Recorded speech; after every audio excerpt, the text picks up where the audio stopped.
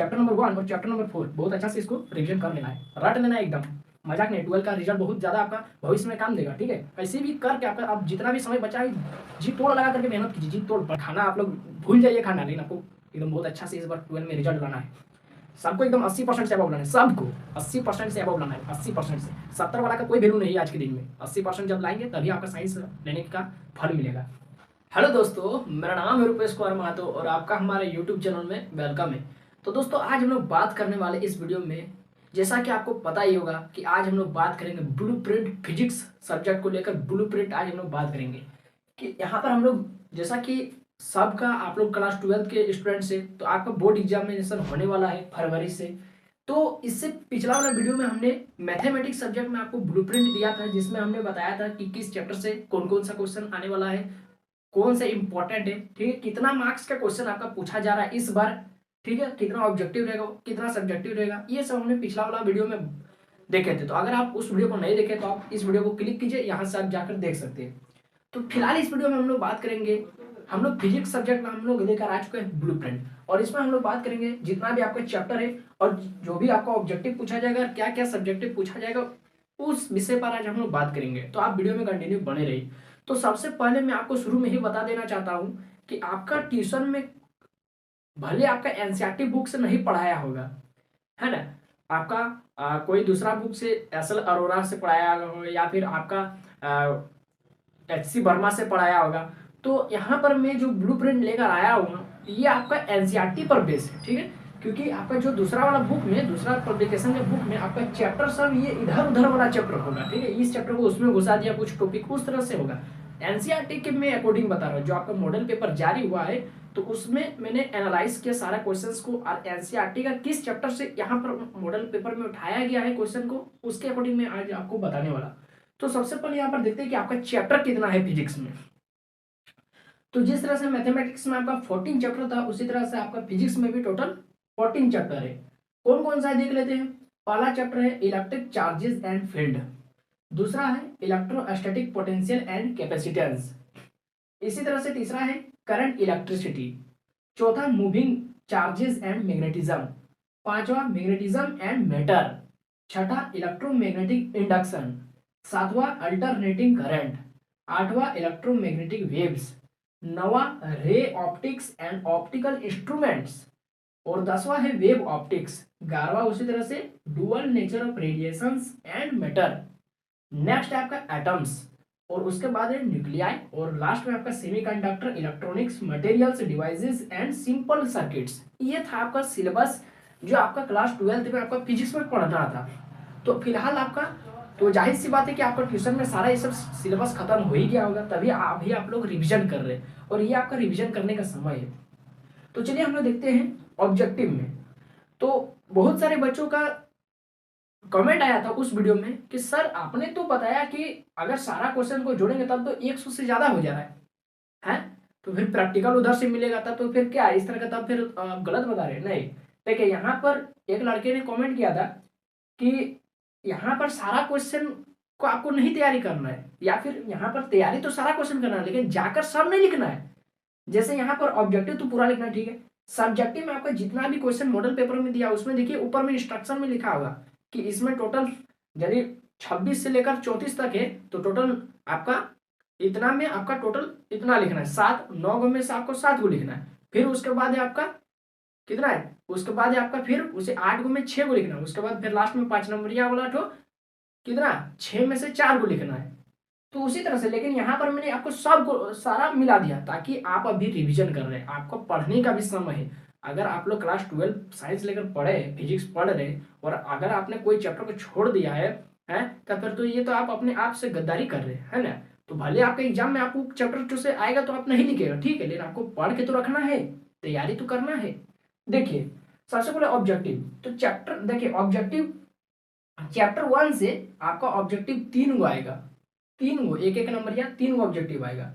उसी तरह से चैप्टर 2 से 2 गो ऑब्जेक्टिव, चैप्टर 3 से 3 गो, फिर चैप्टर 4 से 3 गो ऑब्जेक्टिव, चैप्टर 5 में एक भी ऑब्जेक्टिव नहीं है। आप बहुत बच्चे जो अभी मॉडल पेपर फिजिक्स का बना लिए हैं, सॉल्व कर चुके हैं, वो तो बोले sir magnetism and matter, magnetism and matter से तो ऑब्जेक्टिव दिया है, क्योंकि उनके ट्यूशन में मैग्नेटिज्म और मेटल में जो टॉपिक को पढ़ाया है वो टॉपिक से ऑब्जेक्टिव दिया, ठीक है मान रहे, लेकिन वो टॉपिक हुआ आपका मैग्नेटिज्म और मेटल का नहीं है, आप एनसीईआरटी से मिलाइए, नहीं है, वो दूसरा किसी बुक पब्लिकेशन से आपका पढ़ाया होगा, ठीक है।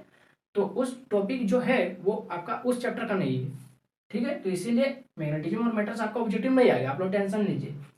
अगर आप लोग एनसीईआरटी से पढ़ रहे हैं, अगर किसी का ट्यूशन में एनसीईआरटी से पढ़ा रहा है तो बहुत अच्छा है, तब तो यही वाला आपका पैटर्न तो एकदम फुलफिल होगा कि आपको मैग्नेटिज्म और मेटल से एक भी ऑब्जेक्टिव नहीं तैयारी करना, बहुत अच्छा। इलेक्ट्रोमैग्नेटिक इंडक्शन आपका 2 ऑब्जेक्टिव, अल्टरनेटिंग करंट से 1 ऑब्जेक्टिव, फिर इलेक्ट्रोमैग्नेटिक वेव से एक भी ऑब्जेक्टिव नहीं। एनसीईआरटी के अकॉर्डिंग एनसीईआरटी में एक भी ऑब्जेक्टिव नहीं पूछेगा, ठीक है, आपका एग्जाम में। रे ऑप्टिक्स से आपका 2 ऑब्जेक्टिव, फिर वेव ऑप्टिक्स से आपका 3, फिर 1 ऑब्जेक्टिव, फिर डुअल से 1 ऑब्जेक्टिव, एटम से 2 ऑब्जेक्टिव, न्यूक्लियस से 1 ऑब्जेक्टिव, सेमीकंडक्टर से 2 ऑब्जेक्टिव, खत्म हो गया ऑब्जेक्टिव। अब हम लोग बात करते हैं सब्जेक्टिव में। तो सब्जेक्टिव में देखिए, सब्जेक्ट अब देखिए इस बार का जो मैंने देखा क्वेश्चन मॉडल पेपर तो थोड़ा हार्ड लगा, ठीक है।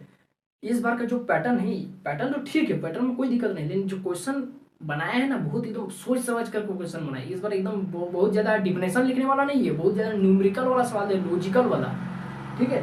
तो इस तरह आप लोग फिजिक्स को बहुत अच्छा से रिवीजन करना पड़ेगा, है ना। और आप लोग जो भी गेस्ट पेपर आएगा खरीद लीजिएगा, रिवीजन करते चले, प्रीवियस ईयर क्वेश्चन से थोड़ा इस बार हटके बनाया है आपका मॉडल पेपर, तो उसको भी ध्यान देना है। हाँ, तो सब्जेक्टिव में देखते हैं इलेक्ट्रिक चार्जेस एंड फील्ड से आपका देखिए टोटल आपका 1 नंबर का एगो सवाल पूछेगा, 3 मार्क्स का एगो सवाल पूछेगा और 5 मार्क्स का एगो सवाल पूछेगा, यानी तीनों सेक्शन से 1 नंबर। या अब यहाँ पर बहुत बच्चे बोले सर इसमें तो इसका पैटर्न अलग कर दिया, ऑब्जेक्टिव तो दे रहा है ठीक है, फिर यहाँ पर कहा 1 नंबर याद दे दिया, तो उसका तो मान अब जैक का जो कैसा पैटर्न बनाएगा, इसीलिए तो हम लोग मॉडल पेपर का इंतजार करते हैं कि किस पैटर्न के अकॉर्डिंग वो एग्जाम लेगा मेरा। तो यहाँ पर हम लोग देख रहे हैं फिजिक्स और केमिस्ट्री दोनों ही में आपका सब्जेक्टिव वाला पोर्शन में आपका कुछ ऑब्जेक्टिव माने क्या उसमें ऑप्शन नहीं देगा, इस सब में जो है ना, और इसी में बच्चा छका जाएगा, इसी में बहुत सारे बच्चे छका जाएंगे क्योंकि इसमें आपका ऑप्शन नहीं है, भले 1 नंबर या ही क्वेश्चन है लेकिन इसमें ऑप्शन नहीं है, ये देखना है। और इस तरह का टोटल 9 क्वेश्चन है और उसमें आपको 7 लिखना है, सही आंसर देना है। हाँ, तो 1 नंबर यानी 3 पोर्शन जो आपका है, सेक्शन 3 है, 1 नंबर सेक्शन, 3 नंबर सेक्शन और 5 नंबर सेक्शन, तो तीनों सेक्शन से चैप्टर 1 से आपका सवाल आएगा और इधर से 3 ऑब्जेक्टिव, तो इस तरह से 5 नंबर, 3 नंबर, 8 नंबर और 1 नंबर 9 नंबर और 3 नंबर 12 नंबर वेटेज है इस चैप्टर का इलेक्ट्रिक चार्जेस एंड फील्ड, इसलिए चैप्टर नंबर 1 आपका थोड़ा बड़ा भी है ना, एकदम गॉसेस थ्योरम तक है, तो वहां तक आपको बहुत अच्छा से पढ़ना होगा। इलेक्ट्रोस्टैटिक पोटेंशियल से देखिए फिर सब्जेक्टिव नहीं है। अब बहुत बच्चे बोलेंगे सर जब हमें मॉडल पेपर में बना रहा था तब वहां तो हमको कैपेसिटेंस इलेक्ट्रोस्टैटिक पोटेंशियल से तो मिला था क्वेश्चन, है मेरा फेयर कॉपी से तो मिल जा रहा है, ऐसा बात नहीं। देखिए आपका जो क्वेश्चन वहां पर मिल रहा है वो उस टॉपिक का है, लेकिन वो टॉपिक आपका इलेक्ट्रोस्टैटिक पोटेंशियल और कैपेसिटेंस वाला नहीं है, वो टॉपिक इस चैप्टर का नहीं है, ठीक है, वो किसी दूसरा चैप्टर का है। तो इसलिए अगर आप लोग एनसीईआरटी देखें तो इलेक्ट्रोस्टैटिक पोटेंशियल और कैपेसिटेंस से एक भी आपका ऑब्जेक्टिव नहीं आएगा, सॉरी सब्जेक्टिव नहीं आएगा, सब्जेक्टिव। तो यहाँ पर तब फिर आपको सब्जेक्टिव पढ़ने की जरूरत ही नहीं है, ये वाला चैप्टर से, कैपेसिटेंस वाले चैप्टर से, है ना। अगर और ये चैप्टर बहुत छोटा भी है तो उतना ध्यान नहीं देना है। देखिए करंट इलेक्ट्रिसिटी से आपका 5 मार्क्स से एक ही वो सवाल रहेगा और इधर से 3 ऑब्जेक्टिव, टोटल 8 नंबर इस चैप्टर से। अब समझिए किस तरह से पढ़ना है। मूविंग चार्जेस एंड मैग्नेटिज्म से देखिए फिर वही वाला जिस तरह चैप्टर 1 में किया, 5 3 8 9 नंबर और इधर से 3 नंबर 12 नंबर। तो इस चैप्टर को चैप्टर नंबर 1 और चैप्टर नंबर 4 बहुत अच्छा से इसको रिविजन कर लेना है, रट लेना है एकदम, मजाक नहीं। 12 का रिजल्ट बहुत ज्यादा आपका भविष्य में काम देगा, ठीक है। कैसे भी करके आपका आप जितना भी समय बचा है जी तोड़ लगा करके मेहनत कीजिए, जी तोड़। खाना आप लोग भूल जाइए खाना, लेकिन आपको एकदम बहुत अच्छा से इस बार 12 में रिजल्ट लाना है, सबको एकदम 80% से अबव लाना है, सबको 80% से अबव लाना है, 80% से। 70 वाला का कोई वैल्यू नहीं है आज के दिन में, 80% जब लाएंगे तभी आपका साइंस लेने का फल मिलेगा। आगे देखते हैं मैग्नेटिज्म और मेटल। तो इसमें तो ऑब्जेक्टिव ठीक है नहीं दिया है, सब्जेक्टिव 3 नंबर या एगो रहेगा और एगो 1 नंबर या रहेगा, 5 नंबर या इसमें बड़ा बड़ा क्वेश्चन से एकदम रिविजन नहीं कीजिए, छोड़ दीजिए। जो भी छोटा छोटा मीडियम वाला है कि इतना छोटा है बस ठीक है, उस तरह का मतलब हमको 3 नंबर मिल जाएगा, ऐसा क्वेश्चन को छाटिए और रिविजन कीजिए। अब ऐसा क्वेश्चन मिलेगा कहाँ, गेस्ट पेपर में। अब गेस्ट पेपर तो बहुत सारा मार्केट में आया है, कोई भी ले लीजिए, है ना। अब यहाँ पर यूट्यूब में ऐसा नाम नहीं ले सकते हैं कौन सा गेस्ट पेपर। देखिए इलेक्ट्रोमैग्नेटिक इंडक्शन, इसमें 1 नंबर और इधर से 2 ऑब्जेक्टिव, यानी टोटल ये इधर से 2 एगो 2 नंबर, यानी एक एक दो को ऑब्जेक्टिव हो गया और यहाँ एगो एक नंबरिया, यानी इसमें आपको बड़ा एक्सप्रेशन वाला क्वेश्चन आपको रिवीजन करने की जरूरत नहीं है इलेक्ट्रोमैग्नेटिक इंडक्शन में, है ना। इसमें बड़ा बड़ा क्वेश्चन आपको रिवीजन करने की जरूरत नहीं है, छोटा छोटा रिवीजन कर लीजिए, खत्म। अल्टरनेटिंग करंट में एक ऑब्जेक्टिव था, यहाँ से 5 नंबर आएगा रहेगा, 3 नंबर आएगा रहेगा और ऑब्जेक्टिव एगो रहेगा। इसका मतलब 5 3 8 रहेगा 9 नंबर, यानी अल्टरनेटिंग करंट को थोड़ा अच्छा से रिवीजन कर लीजिए, ठीक है। उसके बाद बहुत खुशखबरी की बात है कि इलेक्ट्रोमैग्नेटिक वेव्स आपका पूरा चैप्टर से क्वेश्चन नहीं पूछ रहा है, ना ही ऑब्जेक्टिव पूछ रहा है, ना 3 नंबर या ना 5 नंबर या। अब बच्चे बोले सर नहीं सर हम कुछ क्वेश्चन पाए जो मेरा इलेक्ट्रोमैग्नेटिक वेव सही है, तो देखिए जो आप टॉपिक बोल रहे हैं वो उस चैप्टर का नहीं है, ठीक है। वो चैप्टर जो आप लोग बोल रहे हैं कि सर ये तो इस चैप्टर से दिया क्वेश्चन, लेकिन जो टॉपिक से वो क्वेश्चन जो दिया वो टॉपिक तो इस चैप्टर का नहीं है एनसीईआरटी में, ठीक है। इलेक्ट्रोमैग्नेटिक वेव्स ना ही ऑब्जेक्टिव पूछेगा ना ही सब्जेक्टिव पूछेगा। आगे देखते हैं। हाँ बच्चे बोल रहे कि सर वेव्स तो है जिसमें पैरामैग्नेटिक सब जो पूछ रहा है तो वो आपका इसका है, देखिए वेव ऑप्टिक्स का है। तो ये दोनों चैप्टर थोड़ा मिलता जुलता है, इलेक्ट्रोमैग्नेटिक वेव्स और वेव ऑप्टिक्स। इसीलिए जो आप लोग सोच रहे हैं ना इस चैप्टर का क्वेश्चन है वो इस चैप्टर का नहीं है, इस चैप्टर का वेव ऑप्टिक्स का है ना। देखिए 5 नंबर एगो है ना। तो रे ऑप्टिक्स में देखते हैं नेक्स्ट हम लोग ray optics and optical instrument से 2 ऑब्जेक्टिव रहेगा, ठीक है।